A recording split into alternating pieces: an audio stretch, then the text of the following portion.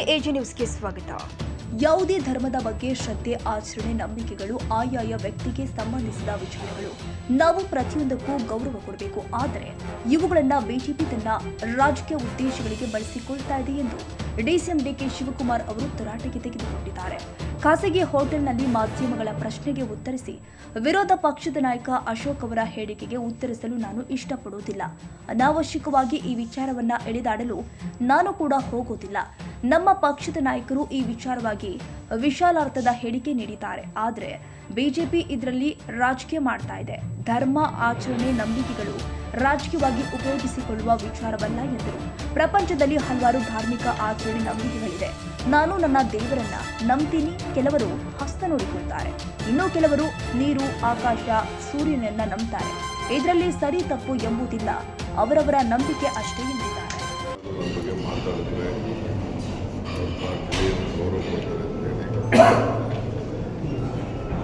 ಏನು ಬೇಕಾದ್ರೂ ಯಾರು ಬೇಕಾದ್ರೂ ಮಾತಾಡಲಿ.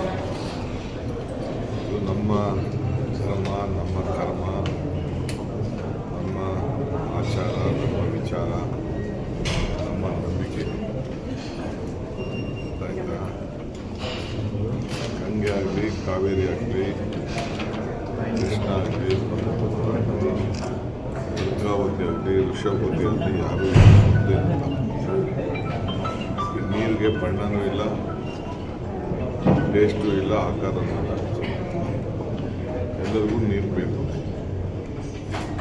ಒಬ್ಬರು ಅಶೋಕ ಅಂತ ಯಾಕೆ ತಿಳ್ಕೊಂಡಿದ್ದಾರೆ? ನನಗೆ ಕಲ್ಲಲ್ಲಿ ತಿಳ್ಕೊಬೋದಾಯ್ತಲ್ಲ.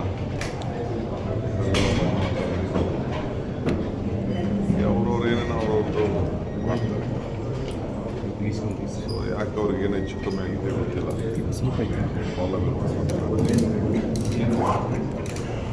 ನನ್ನ ವೈಯಕ್ತಿಕವಾದ ನಂಬಿಕೆ ಬಗ್ಗೆ ಮಾತಾಡೋಕ್ಕೆ ಯಾರಿಗೂ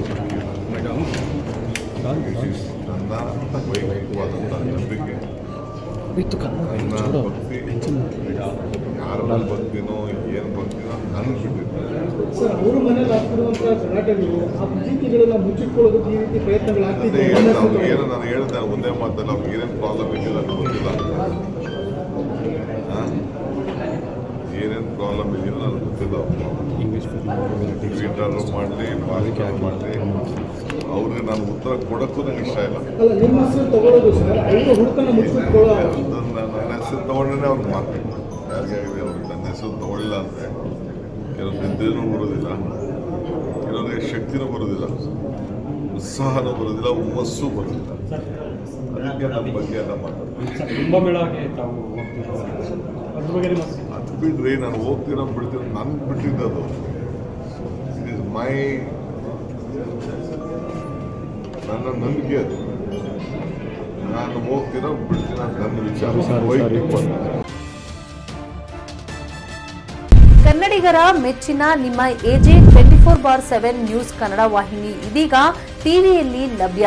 ವೇಳೆ ನೋಟಿಸ್ ಕೊಟ್ಟಿದ್ರೆ ವಾಪಸ್ ತಗೋತೀವಿ. ಇವತ್ತು ವಕ್ಫ್ ಪ್ರಾಪರ್ಟಿ ಅಂತೇಳಿ ಬರ್ತದೆ ಅಂತ ಹೇಳಿದ್ರೆ ರೈತರು ಬೀದಿಗೆ ಬದಲು ಏನು ಮಾಡಬೇಕಾಗುತ್ತೆ?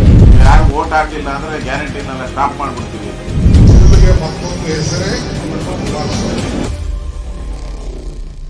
ಕರ್ನಾಟಕ ಮತ್ತು ದೇಶ ವಿದೇಶ 360 ಡಿಗ್ರಿ ಸುದ್ದಿ ಹಾಗೂ ಉತ್ತರ ಕರ್ನಾಟಕ, ಬೆಳಗಾವಿ, ಬಾಗಲಕೋಟೆ, ಧಾರವಾಡ, ಹಾವೇರಿ, ಗದಗ, ಬಿಜಾಪುರ ಜಿಲ್ಲೆಯ ಕ್ಷಣ ಕ್ಷಣದ ವಿವರವನ್ನ ಪಡೆಯುವುದಕ್ಕೆ ಎಜೆ 24/7 ನ್ಯೂಸ್ ಕನ್ನಡ ವಾಹಿನಿಯನ್ನ ಲೈಕ್ ಮಾಡಿ, ವಿಡಿಯೋಗಳನ್ನ ಶೇರ್ ಮಾಡಿ, ಕಮೆಂಟ್ ಮಾಡುವ ಮೂಲಕ ನಮ್ಮ ವಾಹಿನಿಗೆ ಸಹಕಾರ ನೀಡಿ ಮತ್ತು ಚಾನೆಲ್ ಅನ್ನ ಸಬ್ಸ್ಕ್ರೈಬ್ ಮಾಡಿ.